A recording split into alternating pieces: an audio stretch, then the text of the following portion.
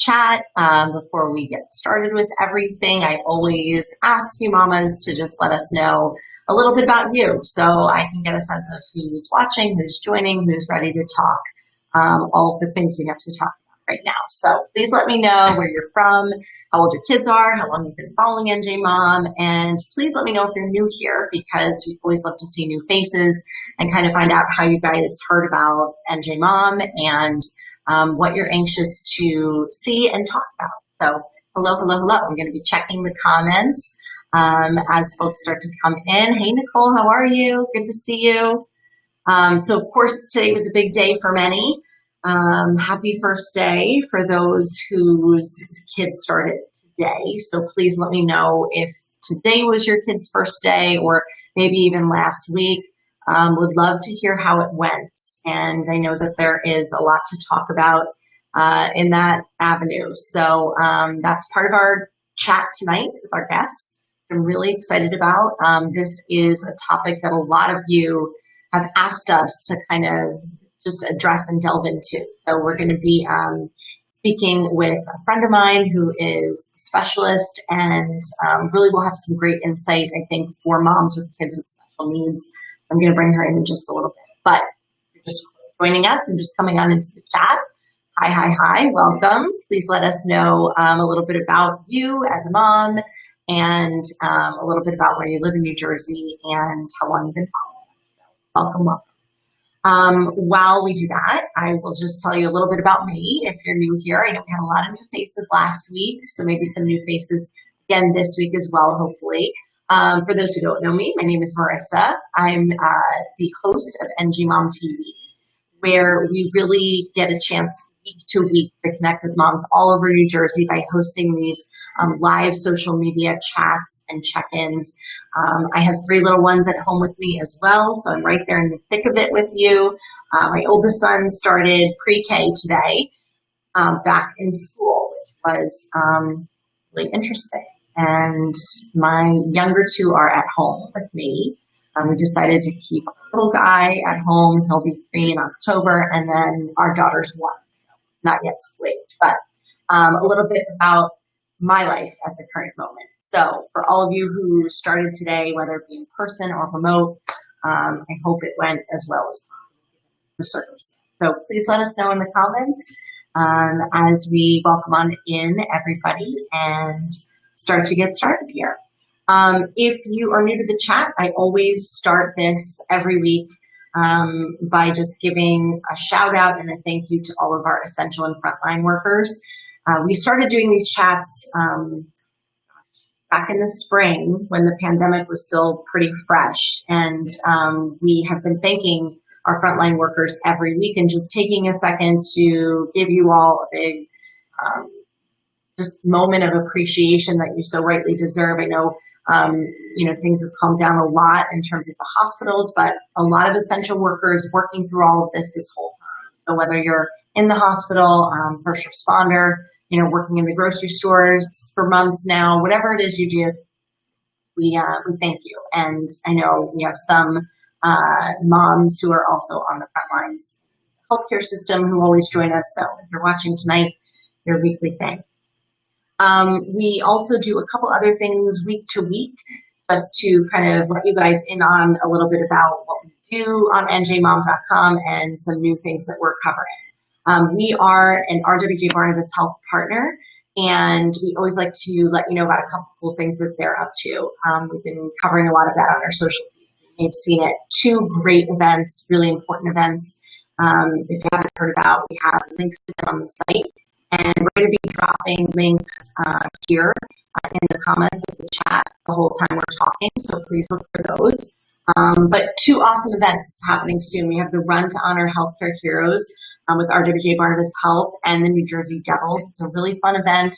Of course, looking a little different this year, things happening virtually, but still more important than ever to really honor our healthcare heroes, of course, so it's a great way to do that. We also have the Children's Specialized Hospital virtual walk and roll. This is an annual event they do that's a lot of fun. It raises funds for children with various special needs through Children's Specialized Hospital. And again, a virtual event this year, but it's happening live September 13th. So that's going to be a really fun one. And we have a description for you and all the info up on ngmom.com. So look for the link to that in the chat. A couple new articles too that if you guys haven't seen this week, definitely check them out. I know that all of you love NJ Mom for all of the fun fall guides, all of the great things to do around New Jersey in the fall. So we have all those up for you. Things are starting to happen.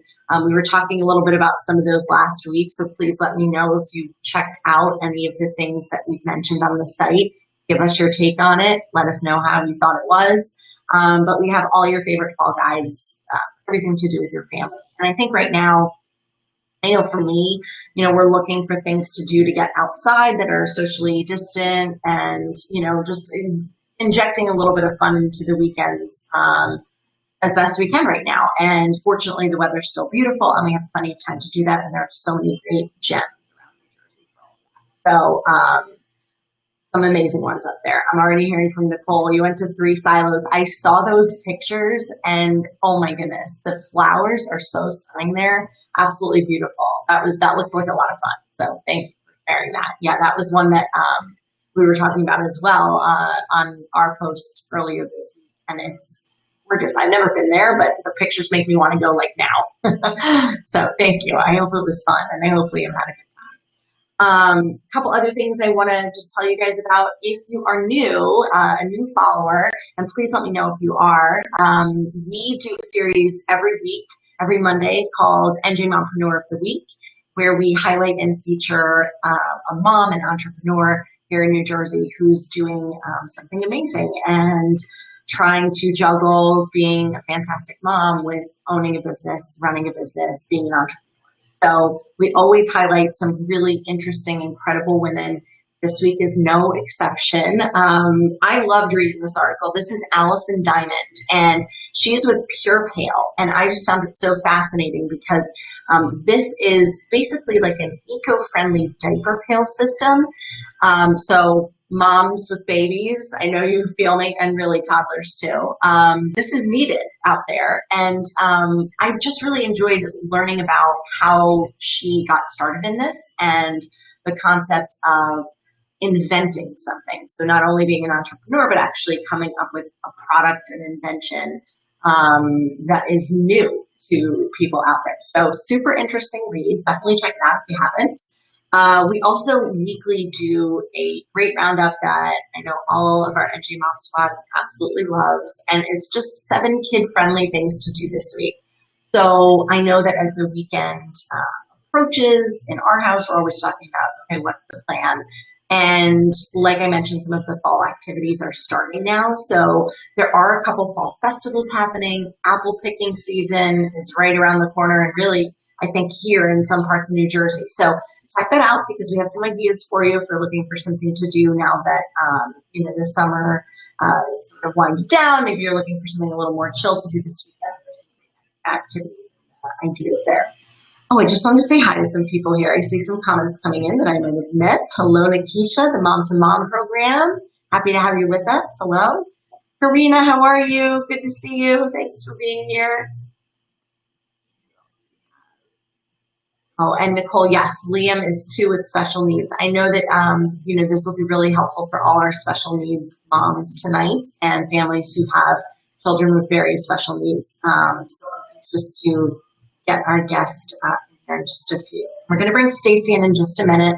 If you're just joining us, just want to take a minute. I know a lot of people are still coming in. So welcome, welcome. Happy to have you here with us on our NJ Mom TV live chat tonight. And I'm Marissa. If you are new here, we're happy to have you. Please, in the comments, let us know if it's your first time joining us and how old your kids are, where you're from in New Jersey, and how long you've been following NJ Mom. We'd love to see you faces. Thanks for being here. All right, let's see. A couple new things, a couple other things I just wanted to touch on before we bring Stacey in.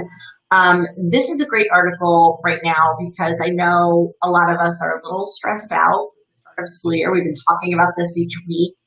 We have a roundup on the site about trying new self-care products and getting paid for it, which low win-win. You can get paid up to $200 for this. It's consumer product testing.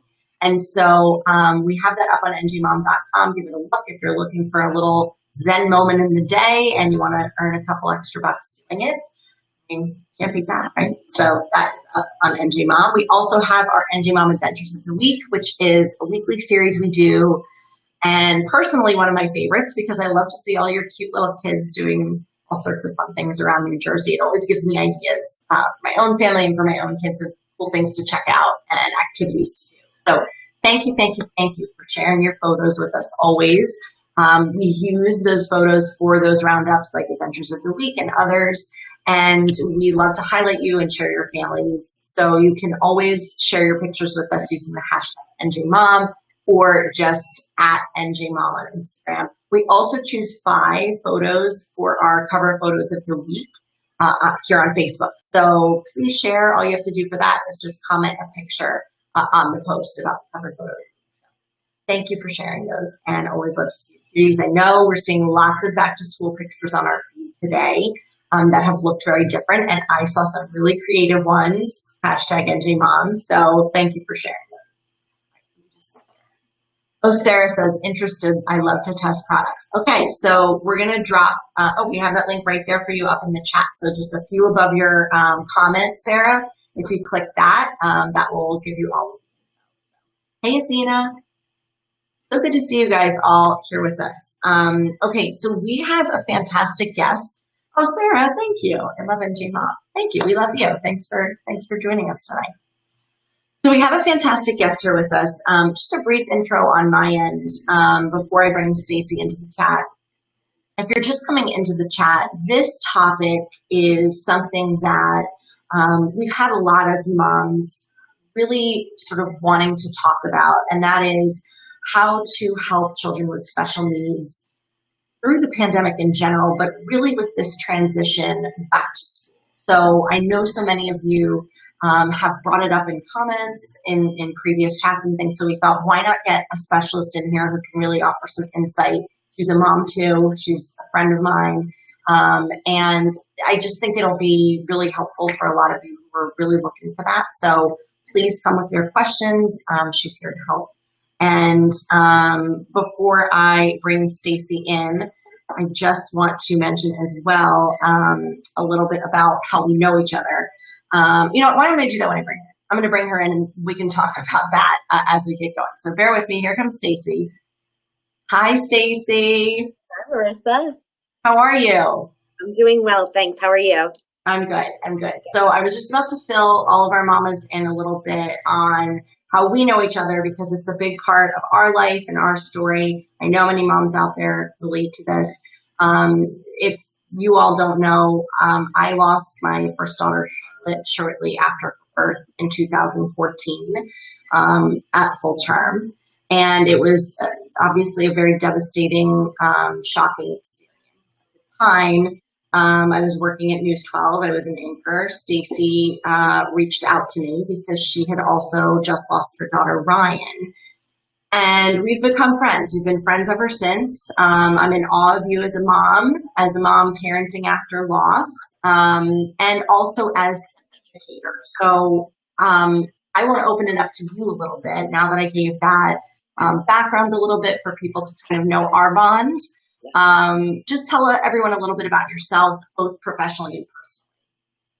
Sure.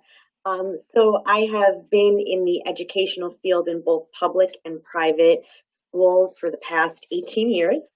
I've been a special educator. I've been a behaviorist. I've been a curriculum specialist.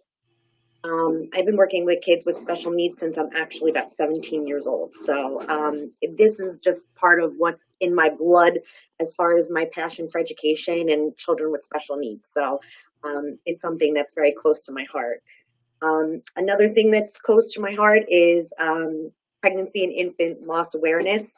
I've become an advocate for pregnancy and infant loss awareness through a wonderful, beautiful nonprofit organization called the 2 Degrees Foundation. and we have been raising awareness and changing things here in New Jersey since 2014. So we are continuing to do that, and October is coming up soon, which is Pregnancy and Infant Loss Awareness Month. So we're planning some small fundraising events. You know, due to COVID, everything is kind of pushed back in a little bit smaller scale, which is okay. But lastly, I just want to thank you, Marissa, because you were always such a help for me as well. I think we kind of went through grief together. We went through pregnancy after loss together. And it's so important to have somebody to go through these types of events with. And I'm thankful for your friendship and thankful for all the work that you have done with pregnancy and infant loss awareness as well.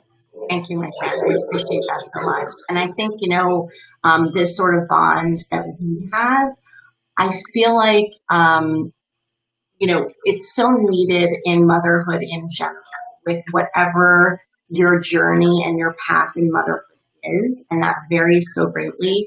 And I think that, that's part of the importance in talking tonight specifically to moms with special needs children, because, every person's journey looks unique and different and individual, but having a network and having people who understand what you're going through or who can shed light and help in certain situations is just so invaluable. And right now, we're all sort of just chugging along through this sort of unprecedented era of parenting and life. So thank you for your kind words.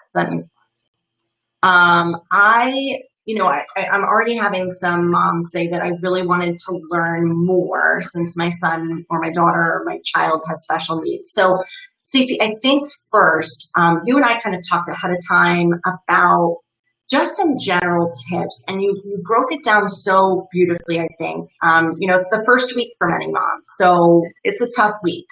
So I guess let's start with what we can do this week and like the immediate, this is scary, this is new, this is a transition. What are some general tips that you have? Sure. And I am also a mother to two young children, and a lot of the advice that I can give to you tonight is going to, once it sinks in, you're going to say, oh my God, how am I going to do that? And it's okay. If you can't do everything that I'm telling you to do. If you take one tip from what I'm telling you today, that's good. And, just know that you do have lots of other support mechanisms, child study team members, your school teachers, administrators, therapists. Everybody's here to help you. So try to keep that in mind, okay? But I think the most important thing right now is consistency. We want to make sure that we start our routines over again and that we're consistent with them. We're going to definitely continue to embed some more of your familiar activities, some of your reinforcing activities into your schedule. It's okay if we have TV time or screen time, as people like to call it. Just make sure it's consistent and that we're doing it consistently across the board, okay? Definitely visual schedules, picture schedules, checklists definitely help with the children getting used to this new consistency of this new schedule and routines. It helps the kids with for a clear beginning and clear end of the activity, so they kind of know what's ahead. I have a follow-up with that. I know some moms will ask this just because whenever I think of things like this for my own kids, but what age would you suggest implementing something like that, particularly, with the child's individual needs in mind? Is there an age that's too early, and maybe how do you adjust that based on that child? Right. So as soon as you see comprehension of pictures or, visual, cartoons, or seeing that the child is able to understand what those are, you can start. Obviously, consistency and routine and schedule is something that we teach, or that we do from the minute we get home from the hospital. Right. So, routine schedule, obviously, from the very beginning. As soon as the children are able to kind of identify pictures, that's probably a good time to start. I do a visual schedule with my girls when I'm home and homeschooling them. And it seems to work out pretty good with my girls who are 3 and 4. So you could start as early as that. It doesn't always go as planned, and Nothing in motherhood does, Stace. you have to be flexible. But they seem to benefit from a picture set. Right. Okay. So I love that. So I just want to remind everybody, if you're just coming into the chat, please let us know your questions for Stacey. Our subject tonight is really talking about how to help children with special needs adjust this school year. So if you have a specific situation you're running into this week, or something that you're preparing for, or maybe happened last week as you got the ball rolling with all of this, please let us know. We're here to help, and we're here to kind of talk this all out together. So just wanted to interject with that. So we talked about consistency and planning ahead. Let's get a little more into that, because I think that for kids in general, knowing what to expect and knowing what comes next is something that is, for me, a very valuable parenting tool. Sometimes I notice the meltdowns really happen if there's an unexpected wrench thrown in. So speak to that a little bit from a special education point of view, and kind of maybe how you modify that or reinforce it for specific needs. Definitely, definitely. Obviously, change is difficult for all of us.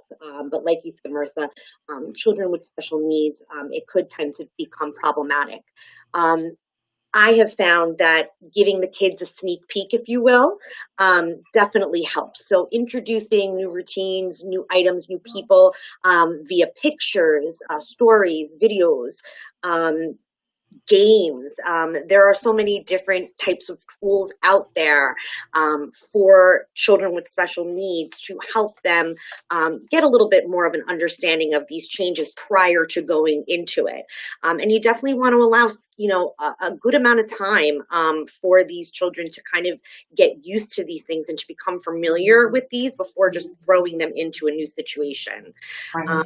And also it's important to keep your child's specific needs in mind.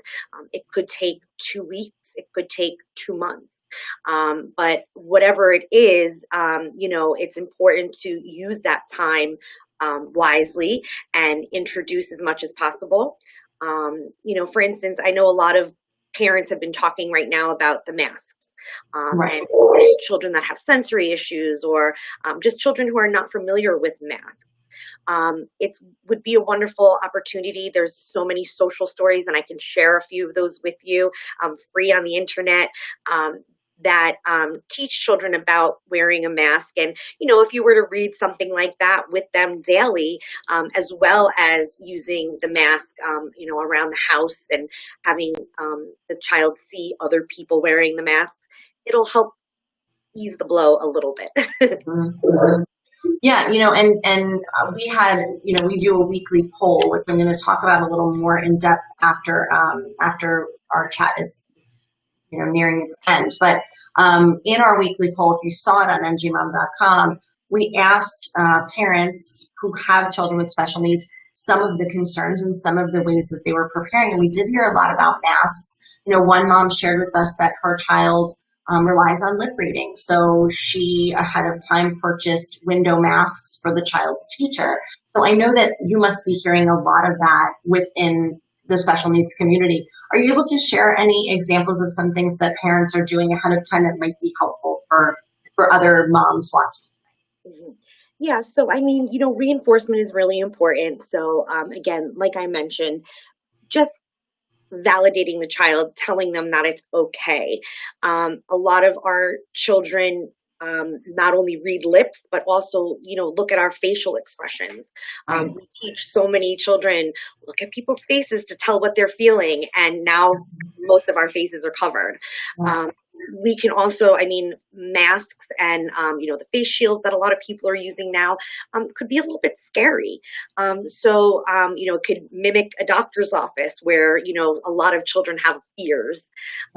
So I think it's really important to slowly desensitize the child into those particular areas. There are some really wonderful inventions coming out to help the kids, like you said, the window masks. A lot of the teachers now are wearing just the facial shield. It's important to take the scariness away from it and try to be as positive as possible, and to provide some special reinforcement when the child does succeed with wearing the mask or tolerating it, or maybe even doing something new when the mask is on.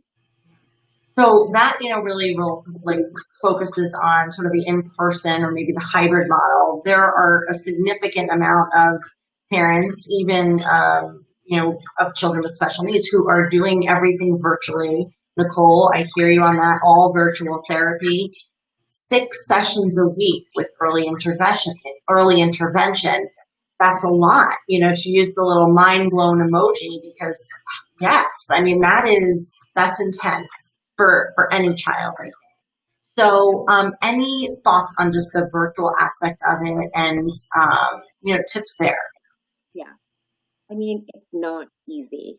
Um, Many people are having difficulty being at home and the only interaction being from the screen. I think it's really important for people to communicate with their caregivers, tell them what's working, tell them what's not. Speak with the teachers or the therapists. They may have some ideas for you to share. I definitely feel for that child who is 2 years old, because it's even more difficult being that the child's only two, because it's really hard for them to pay attention for a long period of time. It's best to break up some of those sessions with some breaks, movement breaks, sensory breaks, reinforcement, rewarding activities. So this way the child's not sitting, staring at the computer, and parents are pulling their hair out saying, pay attention, focus, focus. Yeah. It's just not going to be done in one full hour session. And most therapists and teachers will know that, and hopefully steer you in the right direction in regards to scheduling breaks and things of that sort. So the breaks are very important. Again, it's really important to kind of focus on reinforcement and rewards, and stick to one specific reward that the child really likes, and maybe just keeping it for the end of a session on Zoom or at the end of a virtual session. This way it becomes just a little bit more motivating for that particular child and for that particular instant. And you know what? I think that's a great point. And that also kind of brings in what you were talking about routine and consistency. So it's kind of like marrying those two things together, is that if the reward is the same for the activity, that sort of builds a little bit of routine and comfortability for a child, which I think I actually never thought of that before. I think that's a great point and a really great tip. Okay, so we talked a little bit about this just now, the reward aspect of it, but you said something interesting to me related to this, where it was to increase rewards and decrease demands, which, again, it's sort of that balance of we don't want to put too much pressure on our children or ourselves, but we also have to set boundaries. So how do we do that as parents, specifically when there are special needs? So we definitely want to keep our expectations reasonable. And when we're setting goals, make sure they're obtainable, especially in the environment that we're in currently. It's important to definitely make more time for rewards and decrease some of the demands. That is something that will create, again, motivation for the child to do more, to do better, and to be more successful. Um, you know, it's the frequency of reward. I know a lot of parents say, "Oh, but I don't want to give my child rewards too often." Right. That can always be decreased. So we can always fade that away once the child feels a little bit more comfortable in the environment or is being successful with a particular task. That can be faded. So don't be afraid of providing more reinforcement currently and rewards, because again, like I said, it's better for the child to be successful. We want to set them up for success. One of the things that we heard a lot in our feedback on our poll was concerns over, regression or stalling of progress. It's been 6 months now, and so many children have not been receiving the in-person therapies and support that they really were needing so greatly, still need so greatly, and we're really making progress doing so. I guess, just what would you say to those moms who are feeling sort of discouraged about that, both as a professional and as a mom? Yeah. As a mother, I understand this as well. I see my 4-year-old who should be starting kindergarten next year, not ready at all. And it scares me. And take a deep breath to the parents. I understand how difficult it could be right now, and regression is a real thing. And it's very difficult to see all the progress that our children have worked so hard at making start to diminish or decrease. Try very hard to focus on learning other types of things in a different type of way. So maybe embedding some skills into your daily living activities, chores, do a cooking project with your child.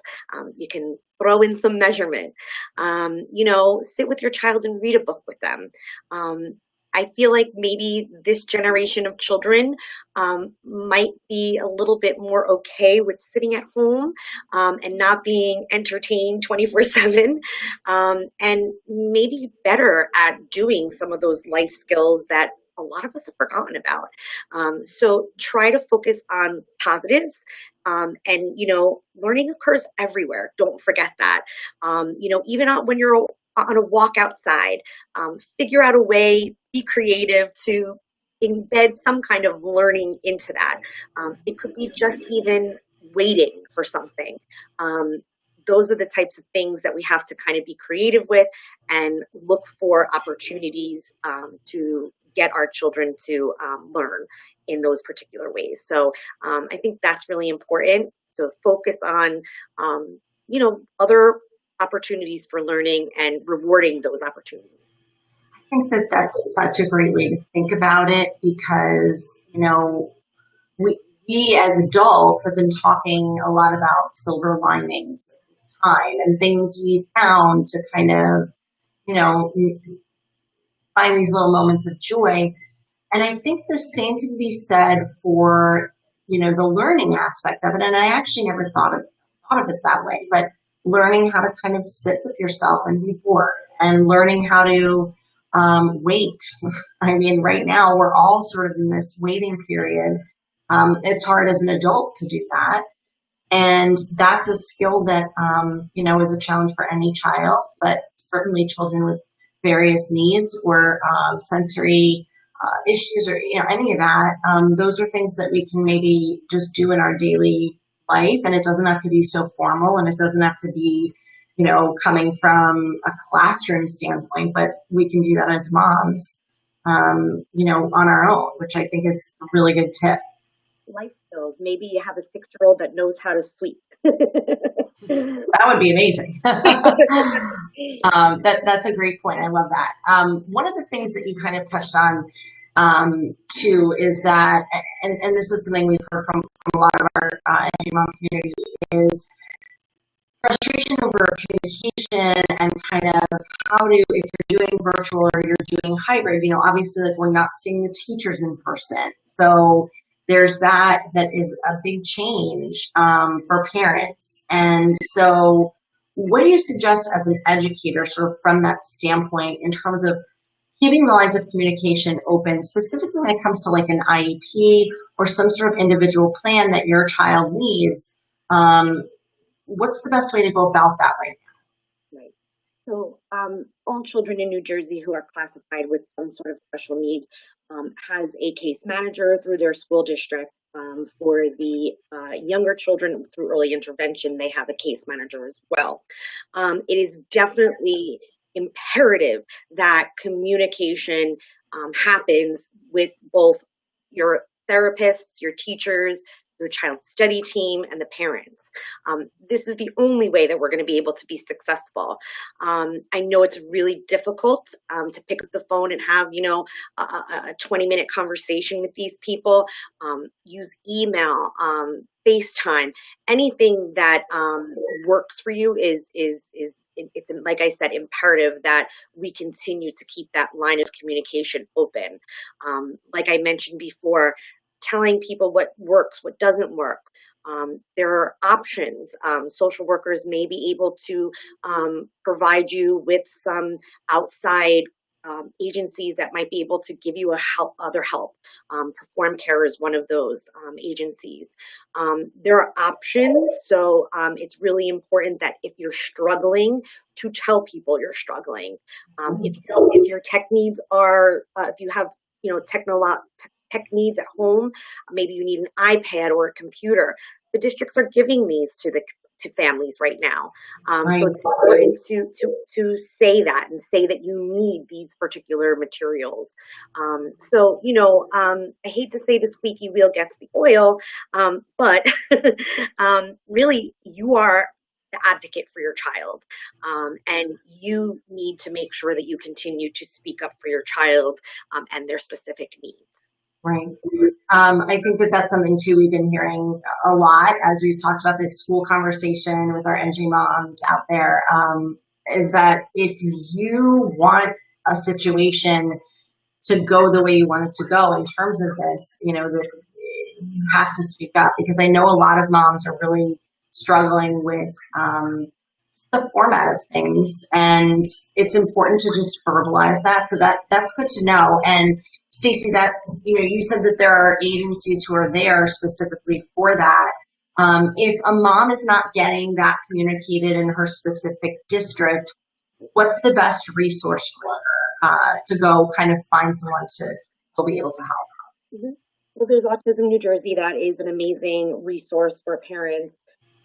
There is SPAN, which is a parent agency as well, that could give you some more information. There's lots of things out there. Again, asking questions is the best way. How can I get help? How, can I do this better? As an educator, I thrive off of those questions. I need to hear those questions, because if I don't, then I don't know what to do to help the parents or the families. So it's really important to speak with those individuals. Your district should be able to give you a list of providers and different agencies and nonprofit organizations that could help you with that. But the ones that I had mentioned are the big ones. Okay, thank you so much. That's super helpful. All right, I'm just going to see if anyone has any questions here. And please, if you're just joining us and you have a question for Stacey, please share. Let's see. Oh, hi, Joanne. Yes, it's me, Marissa. How are you? I know I have some News 12 viewers coming on over. And so thank you if you're here watching. I am with NG Mom now, and we are hosting these weekly live NG Mom TV chats. We talk about specific issues to help our NG Mom community kind of get through this time together. Okay, we have some great questions in here, but I just wanted to say hello to Joanne and say hi and thanks for watching.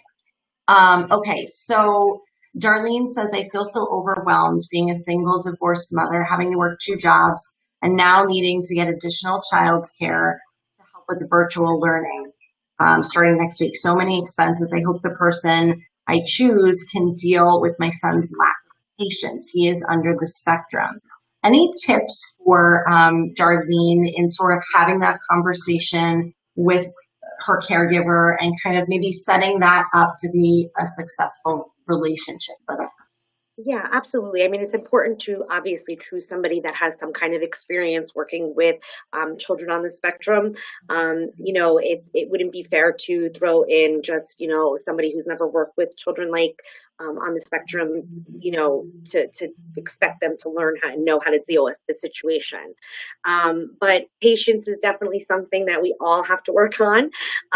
But Yes. again, like like mentioning, we definitely want to find patience and your child being good and waiting nicely and reward that as much as possible. You can also talk about it with your child depending on the amount of language that is understood. This is waiting nicely and showing them and modeling for them what is nice waiting. And again, reinforcing when the child models you. Definitely experience. Again, keep the communication open. Be honest up front. You don't want to hire somebody that won't be able to deal with it or will be able to kind of tolerate it for a couple of weeks and then say, I can't do this. It takes a very special person to work with children with special needs, and there are many wonderful, wonderful people out there that do a great job at it. So definitely be open with your caregivers. Now, question for you. The agency you mentioned, just in case Darlene wasn't in for that part of it, do they assist with things like that? Or do you know of an agency who assists pairing caregivers specifically for things like that? I don't know if Autism New Jersey does a pairing system. I know that there are definitely a couple of Facebook groups that could definitely help you out with that. I know care.com also specifically shows people who have experience with special needs children, which is really helpful. Um, the state also may do some online trainings and things like that for people who want just intro to developmental disabilities or things like that. But I don't know if there's any specific caring agencies that would be able to pair you with a experienced caregiver. Okay, well, that's all good things to keep in mind. Darlene says, I start interviews tomorrow. Thank you. Darlene, good luck. We'll be Luck. thinking of you. I know it's not easy, so we'll be thinking of you, and I'm glad that that could help. And recommendations and get referrals. So I think this was referring to if you're having, any trouble with an IEP or something like that. So thank you for that tip. That's important. One other thing that I wanted to just talk about in terms of for moms, this can be, I mean, this is a stressful time for any mother, really, you know that.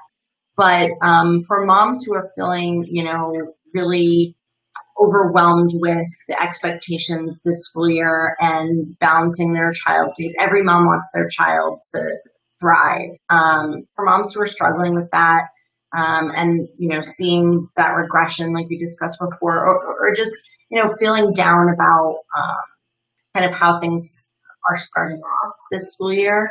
Um, any sort of words of encouragement, advice, then you can offer them from an educational and mom standpoint.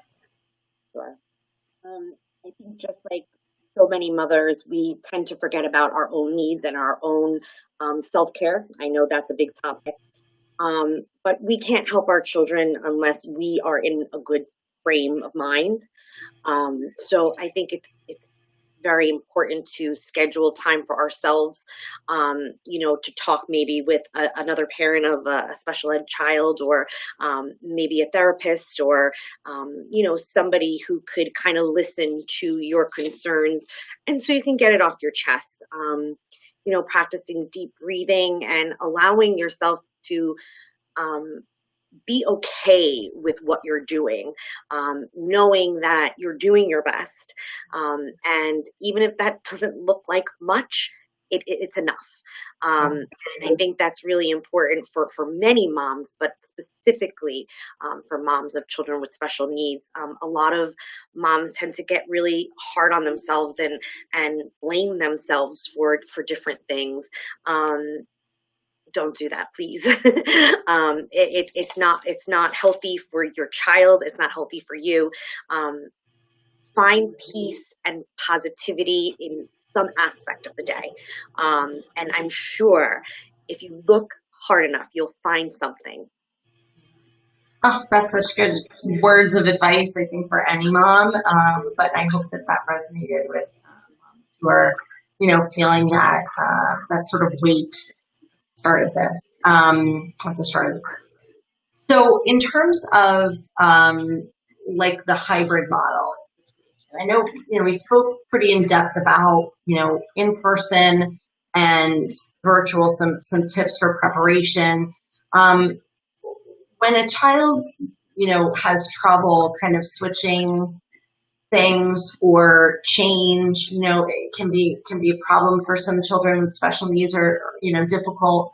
I think a hybrid model gets a little scary in that aspect. So, what is your advice in terms of that and how moms can, really specifically prepare for that situation? Or they're starting it this week, so anything they can do with that to sort of ease it a little bit for their child. Yeah, absolutely. Again, giving them a sneak peek ahead of what is to come, making sure that you're very transparent with what is to come for the week. Even a calendar with a picture of school versus a picture of a computer. Mm-hmm. Reviewing that with them at night before they go to bed, and maybe even in the morning when they wake up, to let them know what is going to happen next. Um, and again, it's gonna take some time to reestablish routines. So don't be too hard on yourselves. It could take a little bit of time, and that's okay. But as long as you're able to be as transparent as possible with your child of what's to come, and providing reinforcement for successful interactions, I think practicing those particular things, that's what's going to make it perfect. And, I think that that's a good point. Even though we've had time to prepare for this a little bit, things were so last minute in terms of the specific decision for what the school year was going to look like. So it feels like we've had the summer to cut, but like it just hasn't been like that. So let's give ourselves grace and realize that it's going to be a transition period no matter what your scenario is. And I think that that's really good to remember. I love the idea of the school computer school. I mean, something as simple like that for a visual schedule for a child can really do wonders in terms of what to expect. So, Right. And again, it goes back to the communication conversation. Your children's teachers have tons of tricks up their sleeves. So mm, if there's something specific, speak to them, say to them, my child is having a very difficult time establishing the difference between going to school and virtual learning, and I'm having trouble with the routine. They may be able to even give you something even more personalized for your particular child because they know your children. yeah. Um, so, something that may be appropriate for them cognitively or for a language aspect. So keep that line of communication open. We're here for you. Right. That's great advice. This question from Nicole, she was saying her son was doing the virtual early intervention. What are your thoughts of getting a child's behavior or spectrum diagnosis over virtual versus in person? Do you think it's worth pushing for an in-person evaluation? So most of the evaluation tools that are used, um, could be questionnaire based on parents' understanding and observations of the child. Observation is also another really great tool for professionals for evaluation purposes. I definitely think that evaluations can occur virtually. Of course, the best way to get a stable diagnosis is in person.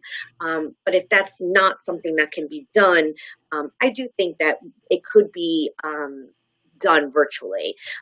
There are multiple ways to get good insight on a child, like I said, through observation, questionnaires, things of that sort. And, even if you're able to get something now, once everything kind of calms down a little bit more, you can always have the child retested or reevaluated to see if changes have occurred, or maybe if there is something more in person that the particular evaluator wasn't able to observe. I definitely tell parents to try to keep notes on their children's behaviors, things that the children are doing, things the children are not doing.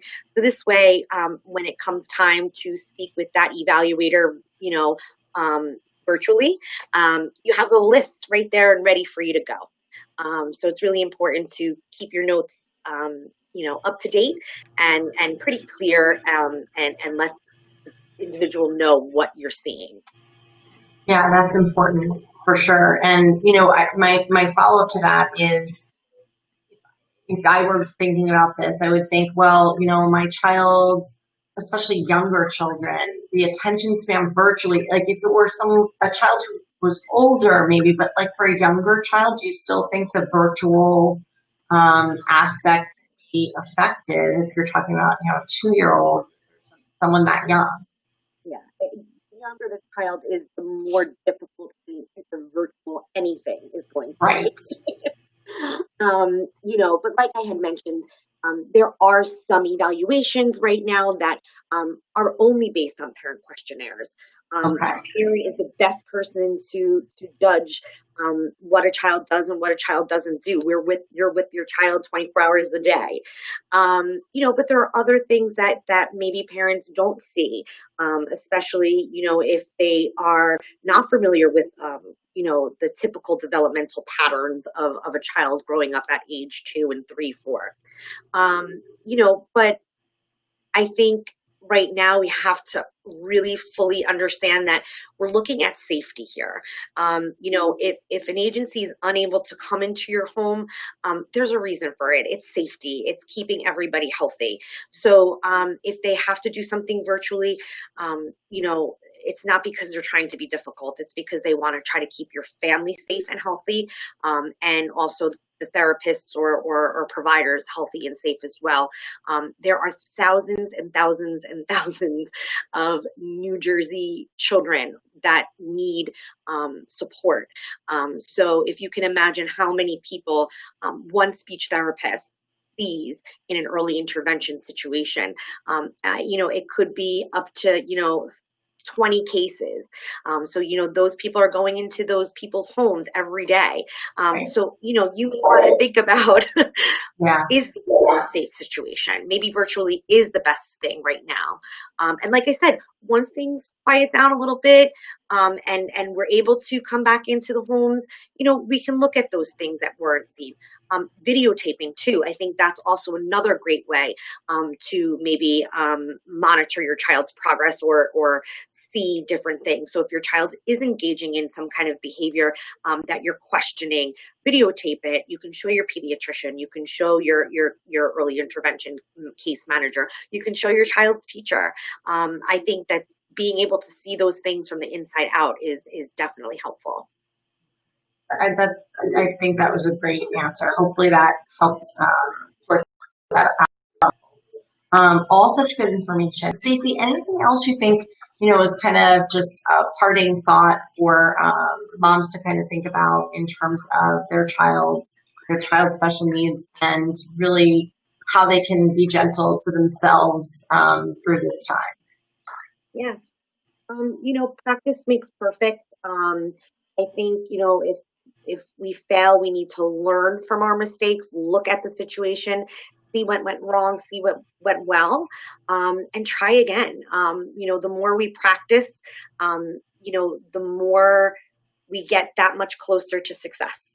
So if we fail and, we come up with mud on our faces, wipe the mud off, say to yourself, okay, next time I'm going to do it this way. And keep on, doing what you're doing. It's not easy. And my heart goes out to all of the families right now who are struggling. But know that you're not alone. There are people to help you, and you're doing a good job. I promise you.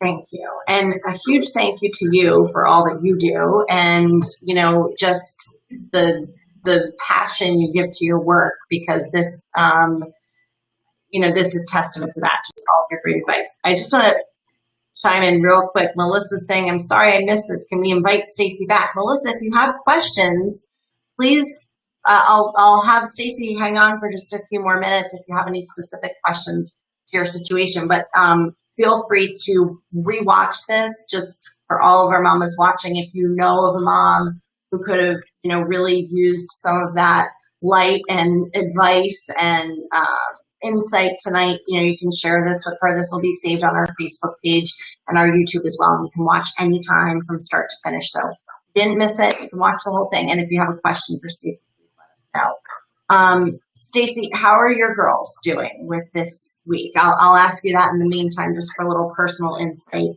before I let you go. Absolutely.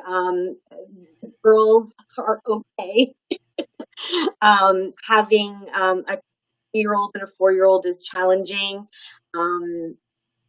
We're trying our best to keep them busy, to keep routines straight. I start back at work. Actually, I started today back at work. Thankfully, we have some great sitters that have been very helpful. I work part-time, so I'm able to be with them on Mondays and Fridays when I homeschool them and teach them. However, I see especially my older daughter really needing to go back and to see her friends and to have that structure. So I think that, within the upcoming weeks, seeing how the numbers are with cases and things of that sort, my husband and I are going to have to really think about having her go back, whether it be even for just a couple of days. They're missing things like their dancing school and gymnastics and swim lessons. And, as much as we try to recreate those things at home, it's Right. just not the same. And if we go for one more walk around our block, I think the kids get very, very bored very quickly. And with boredom comes mischievous behavior. Yeah, well, we all know that. So, just trying to keep them busy as possible. Talking to them about their feelings. That's another big thing. My 4-year-old keeps saying to me, Mom, when is coronavirus going to be done? Mom, when is coronavirus going to be done? And she, unfortunately, we try not to watch too much news, but we do want to keep up to date with all of the new findings and things of that. And she hears these things, and it worries her little mind, and we do try to talk to her about how she's feeling and trying to get her to use words to express those things versus acting out or looking for, excess attention. But it's challenging. It's a challenging time for many people. It is. And I'm right there with you in all of that. Our kids are, roughly the same age. And so I know I'm dealing with the same. I do have another question, and I think this is a really good one. I'm glad you asked this, Keisha. Any tips for parents with adult special needs children? In my own life, I have a couple people who had a very difficult time over the last 6 months, specifically for this reason. What insight can you offer there? I know that it's such a challenge in general, when special needs children age out of a lot of the programs that they, really relied on and thrived on. So any tips for that? Yeah, a lot of our day programs for adults 21 and older have been closed as well, and many of them are not providing any type of virtual services. So it's really up to the parents to, keep the kids busy, or I should keep the adults busy, which is very difficult. Again, I think practicing life skills, chores, daily living is really important. A lot of the same things that I've spoken about, consistency, routine, increasing rewards, decreasing demands, all of it's going to be very similar. It's just going to be at a different level. And obviously, depending on the adult's specific challenges and abilities, they're going to look a little bit different. We're not really looking anymore at academic skills, but we're looking more at vocational skills and like I said, daily living and self-help. So, practicing those things I think is really important, as well as the tips I had just given. So I think they really kind of go hand in hand. Thank you for that. And Melissa was able to get a question in. Yay, I'm glad you were, Melissa. Wanting to know how we keep our little guys engaged, especially those who are nonverbal and can't necessarily express their frustration or the stress of. Yeah. This is definitely challenging, especially for the nonverbal children. Being able to communicate needs and wants become very difficult. Choice making is a huge thing for children with that are nonverbal. Being able to be given a few different items and being able to select what it is that they want or select what they want to do is a great way to keep children a little bit more engaged. Again, scheduling many reward breaks, movement breaks, things of that sort. I know that one of the things that we do in our classrooms when we have nonverbal children is we make everything a visual. So, we have a visual of a toilet right near the door. So the child is able to maybe go and get the picture of the toilet to hand to one of the staff members to let them know that they have to go to the bathroom. Maybe mimic some of those things that the classroom has been doing and putting it into your home may be helpful, because some of those familiar things, especially for a child who has difficulty communicating, is very important. Keep in touch with your child's speech therapist. If the child is working on communication in maybe augmentative or through the iPad or through the PEC systems, make sure you're practicing those things at home and have them available for the child. Practice using them appropriately, and just engaging with them is important for the children at during this particular time.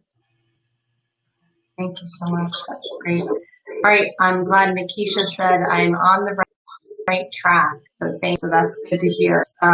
It always feels good when you hear an answer and you're like, that validates what I'm doing as a mom. Like, yes, that's a win. So, and if you want to take it to the next level and you want to, you're and all these things, you're hitting these out of the park, that's great. You want to move it up to the next level, talk to your therapist, talk to your teachers, tell them, I want to go to the next level. Can you help me get there? They have the tools to give you. Awesome. And Melissa said yes, Hex. So that's good. Awesome. All right.